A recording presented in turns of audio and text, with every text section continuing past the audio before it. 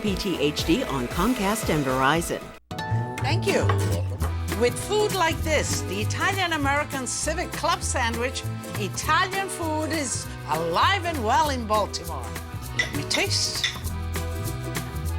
I love soup. I love sandwiches. I love pasta. I just love it all.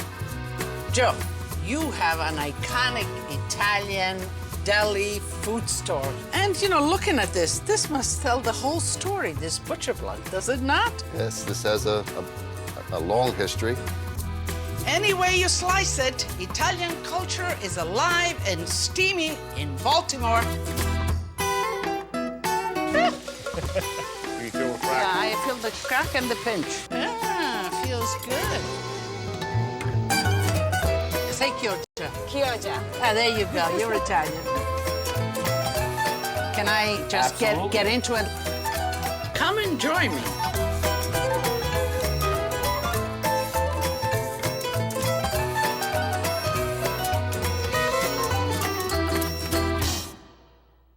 Lidia's Italy in America is brought to you by Grana Padano cheese, versatile and very Italian. And by Colavita, an Italian family brand. At Cento Fine Foods, we're dedicated to preserving the culinary heritage of authentic Italian foods by offering over 100 specialty Italian products for the American kitchen. Cento, trust your family with our family.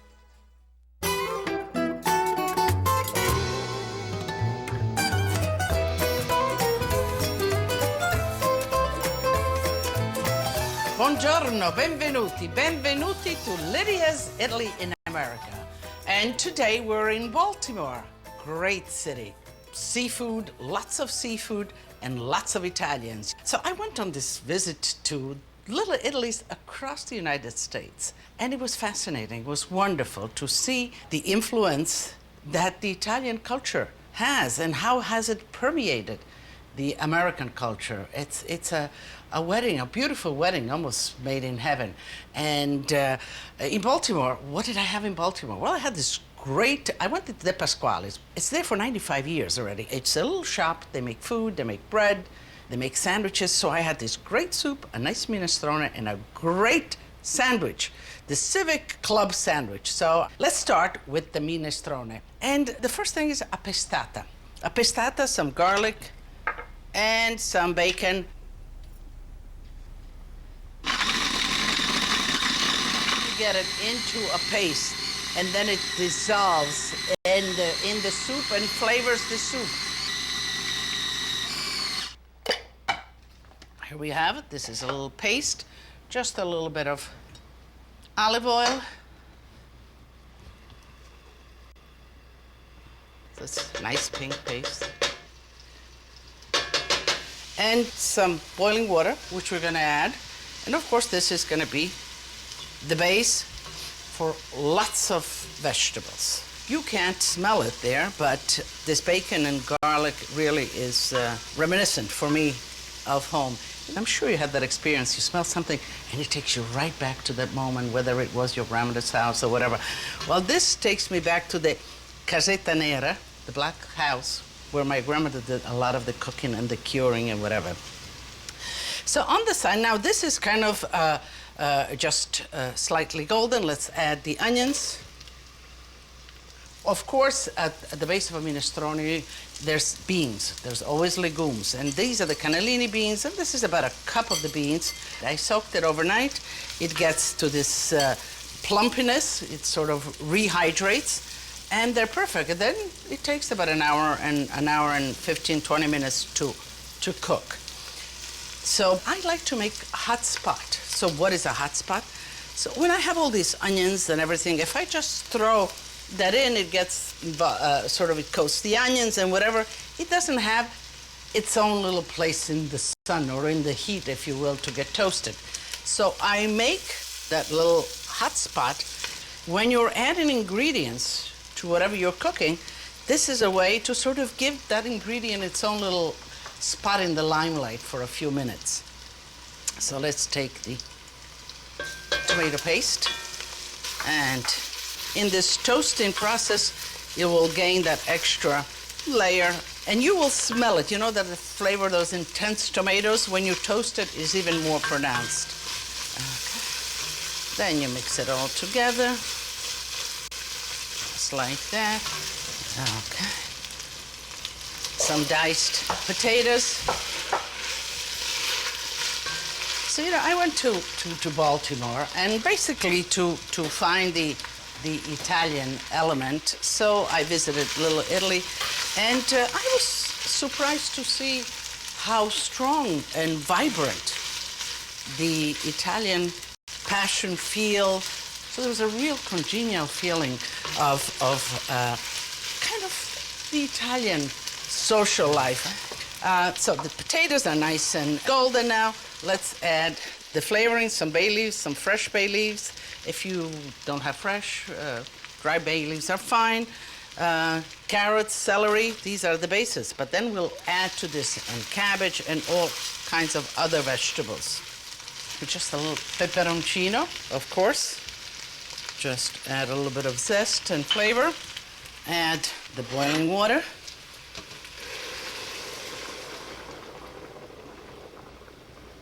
See, so it just continues right on to cook. We'll put in the cannellini beans, the pre-soaked cannellini beans. And you don't put salt at this point because salt will render the cannellini beans tougher. So we'll season it later with the salt. So whenever you're cooking beans, don't add salt to the water until they're just about cooked. Cover it, bring it up to a boil and then to a simmer, and for about 40 minutes until the cannellini bean and the vegetables sort of begins to, the cannellini beans cooked and the vegetables begin to break down. The soup is bubbling away, the potatoes, the beans, everything is just about halfway cooked, so let's add the vegetables. So what vegetables? Savoy cabbage. Cabbage, regular cabbage, Savoy cabbage is one of my favorites. When, especially if you're doing it in season, in the fall, in the winter, plenty of cabbage around. Let's put that all in there. Swiss chard, another one of my favorites. I just love vegetables. But Swiss chard is so good, nutritionally sound, and it's mostly, you can have it almost the whole year round. And zucchini, a little just diced zucchini. But you can see, you know, this is my version of minestrone, this one, and the one that I had at DiPasquale's, but you can add other things to it. Squashes, whatever is in season, whatever you like. So here we are. I'm gonna cover it, and the heat and the buildup will sort of begin to mellow down the vegetables, and they're gonna go in there and cook. But now let's do some spedino alla romana. That's another dish that I had. It was really delicious. It's bread that has some mozzarella that you fry it almost like a sandwich, and then you make this anchovy sauce on top of it. So let's make the anchovy sauce. Let me just crack the garlic. You can slice it, you can chop the garlic. It all depends on how much of the garlic taste and feel you want. Okay. Garlic, a little bit of olive oil. We'll get a little bit of color. The anchovies, anchovies are a great product. And by themselves, sometimes they are overpowering. I love them just like that. But if you put little pieces, just like that, when you're making sauces, it gives you a great complexity, and you won't even notice that they're there. But here, you want the anchovy sauce. So let's put it right in with the garlic and the oil, and the anchovies will break down. Will break down into almost like a little sediment of crumbs, and that's what really gives the flavor. To that, we'll add some capers, another one of those flavorful elements. Just a little bit of butter, because this is a sauce. Lemon juice, white wine, and you let that simmer until you do the actual frying of the spedino itself. Good slices of bread. We will put the cheese, and then we'll make a sandwich. So here's some mozzarella slices, and not too much, because, you know, this will fry this, and then you don't want the cheese all over the frying pan. But you do want enough cheese so it's nice and oozy and delicious. Cover it up just like that. Just like that. Okay. I mean, you could leave the rinds of the bread, but I kind of just like to cut it up like that. And then, of course, I collect all of this cheese and put it back in there. Okay, so let's just pin a little bit from one side and from the other, just so when you're frying them, they don't really fall apart. And remember, you have to get the toothpicks out when you're finished preparing it. I'm putting it in a slant, just like this. Okay. Now, a little bit of the dip in the flour, then egg, and then fry it. Let's whisk the eggs. Just a little bit of milk.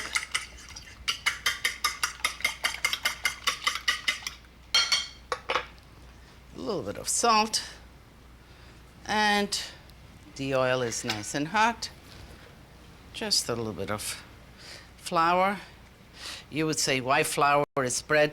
It just sort of seals it so that the bread really doesn't fall all apart. And you have to kind of go fast on this, because if the bread gets all soaked up, then you have problems, because it will break on you.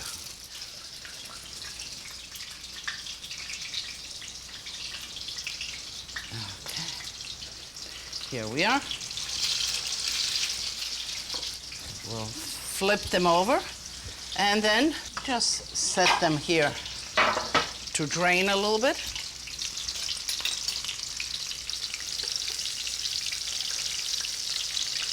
So you can fry them like this and set them, and then have them in a warm oven so that they're nice and hot and the cheese really melts for your guests. But you can't keep them forever in the oven. They do get a little soggy. Okay, the sauce has reduced. We will put a little parsley in the sauce, because you don't need a lot of that sauce, just a little bit. All right, so they look nice and crispy. The cheese is beginning to melt inside. I'm just gonna shut off the heat. Let them just drain a little bit right here.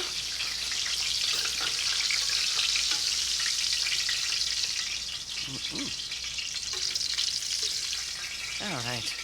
We'll clean all of this up and then we'll taste them. So the sauce is nice and dense, the cheese is melted and nice and hot, and you just kind of pour the sauce, not too much. You don't want to soak this pedino with the sauce. You just want to flavor it. And you can always put a little bit of sauce on the side, and of course this is a little one for me to taste. Okay. Presented like this, beautiful, or individual platters like this as an appetizer. Let me taste it for you. And you know, you have to remember the toothpick. Take out the toothpick. Crunchy, delicious, good. Really good. Baltimore has a strong Italian presence, which can be felt in its Little Italy and throughout the city. One of my favorite finds on a recent trip was the DiPasquale's market. What at first seemed like a classic Italian deli revealed itself to be that and much more. Originally started as a grocery store by Luigi DiPasquale in 1914, the store grew into a sandwich shop through that most powerful force, customer demand. Now, Joe DiPasquale and his wife Sabrina are running it, and they have grown the business even more. I stopped in to talk to Joe about the shop's rich history and, of course, get a bite to eat. Joe, you have an iconic Italian deli food store here. It's wonderful. And, you know, looking at this must tell the whole story, this butcher block, does it not? Yes, this has a long history. We did everything from cut sides of beef onto here, lamb, My grandmother used to crack olives on this. It's like a utility workbench. You can see that it really has all the flavors in there. So how many generations? Well, I'm the third generation. So at least 3. Yes, and we retired this in 1988 from the old location, and it sits here today for everyone to see. Ah, it's beautiful. It tells the story. And then I see this. This is also part of the Italian story. I know my grandfather certainly had them all over his cantina.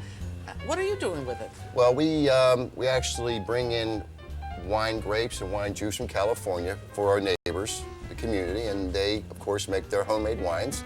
And then you have competitions, I hear? Yes, we have a annual Highlandtown Homemade Wine Festival. We all get together. It gets pretty intense. You know, there's the Italians get it. Temperature gets higher the more you taste. Yes, huh? yes, and you know, it's a great event, and you know, it brings the whole community together. That's wonderful. That's wonderful. But you know, I really came here for that Italian-American Civic Club sandwich. I am dying to have one. Coming right up. Okay. The sandwich starts with their own homemade bread, which gets liberally spread with pesto mayonnaise. A healthy serving of mixed greens is the base, followed by slices of lightly crisp pancetta, turkey breast, sliced tomatoes, and more pesto mayonnaise to bind everything together. A quick stop in the panini press to toast and melt all the delicious flavors, and it's ready to be delivered to my table. Que buono! This is what I've been waiting for, Joe. So tell me, how did the sandwich get its name? The Italian-American Civic Club. Well, it's our twist on the traditional American club sandwich. By putting the pesto on it and the pancetta, we gave it, of course, our house twist. And it was the perfect name because there's an organization in Baltimore called the Italian-American Civic Club. And it's the same. So it fits in, the club, the sandwich, right. Italian-American. Everything Italian-American. Well, I need to sink my teeth into this one. Let's see, just like that. Delicious. Thank you. I really love seeing businesses like this one. Ones that not only honor the Italian way of life, but that are also so clearly an integral and vital part of the community. So finally, one of my favorites, the Civic Club Sandwich. The Americans have the club sandwich, layered turkey, bacon. I guess this is the Baltimore Italian version. So some pancetta. Let's crispy that up. Okay. And it was nice and crispy. And it was pancetta. Just like that. Okay. And then what we have here is some roasted turkey breast. As far as the dressing, some mayo and some pesto. Just add it to that. And you know, you can make it as pesto-y as you like. And if you don't have a pesto at home, I think even some just shredded basil leaves in it would be good. A little more. Okay. So we have this ready. Let me just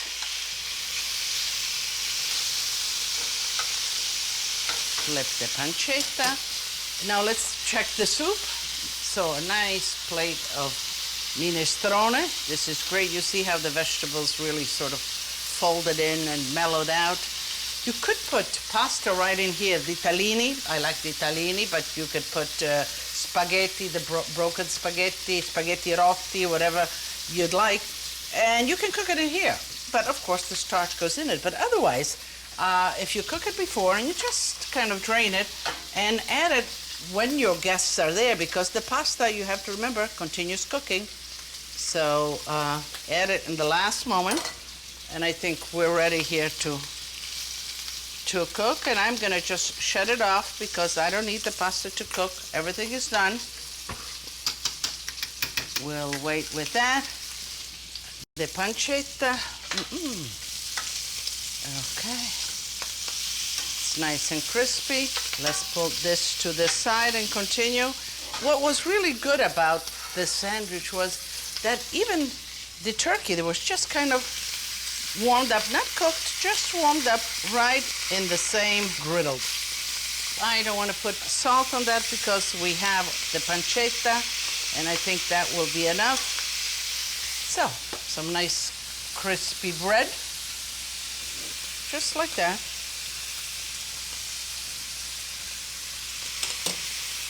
Okay.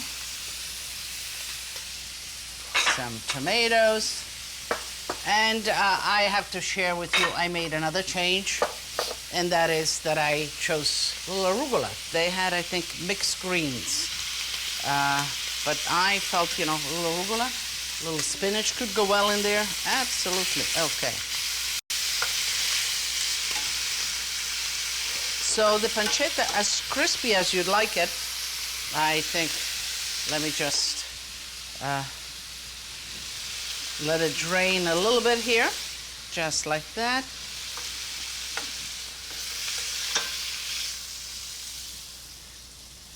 And we are ready to go here.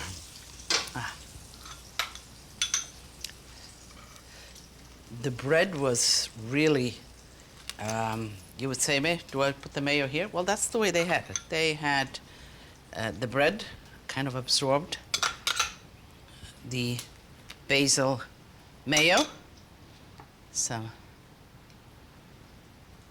tomatoes. Now, the bacon. Some turkey. Ooh. Just like that.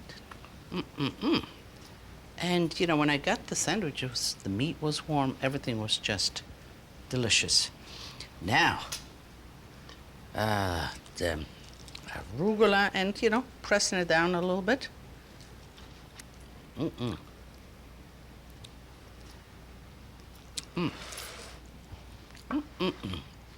Now, I need to cut one just to show you how delicious it looks. A little soup and sandwich, right? So let's get some soup.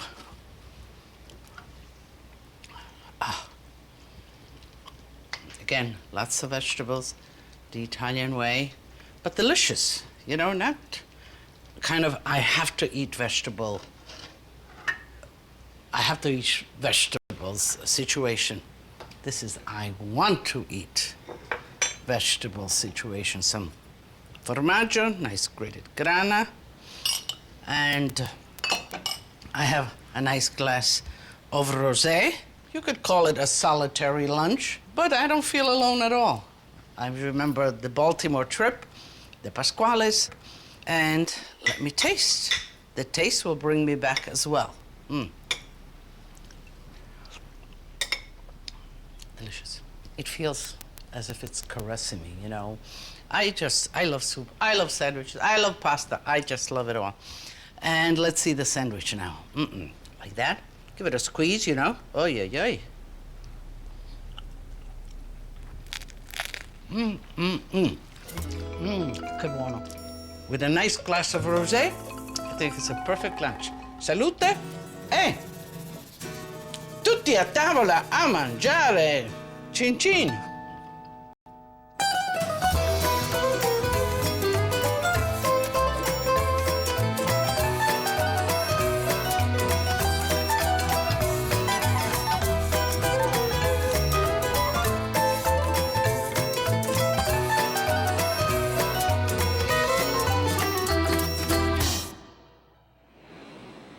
This companion cookbook, available for $35, contains every recipe featured in this season of Lidia's Italy in America. In addition to her easy-to-make dishes, Lidia shares stories about the unique artisans that she discovered. For $39.95, we'll send you the cookbook and the Best of Lidia Pasta DVD, a $54.99 value. To order, call 1-800-PLAY-PBS or visit shoppbs.org/Lidia. To learn more about Lidia and her family, to get recipes, tips, techniques, and much more, visit us online at lidiasitaly.com.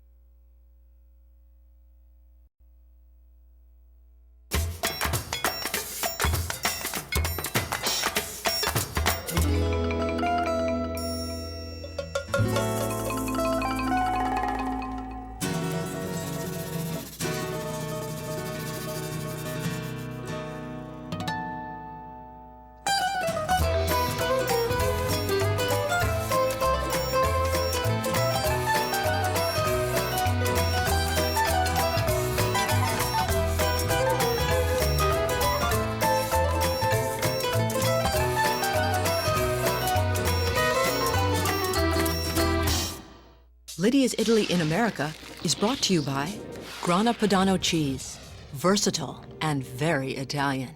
And by Perugina Baci, a dark chocolate and hazelnut kiss from the heart of Italy. At Cento Fine Foods, we're dedicated to preserving the culinary heritage of authentic Italian foods by offering over 100 specialty Italian products for the American kitchen. Cento, trust your family with our family.